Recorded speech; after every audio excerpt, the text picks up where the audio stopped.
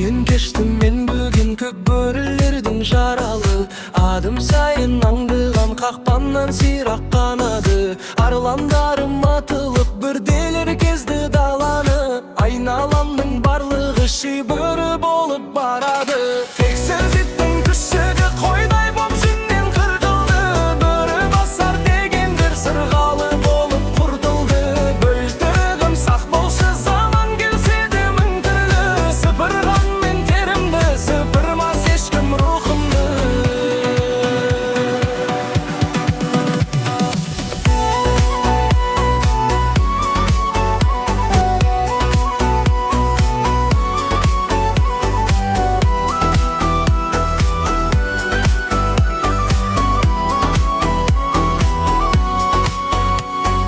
Өңкей зұлым зімиян қара орманның қақпасы.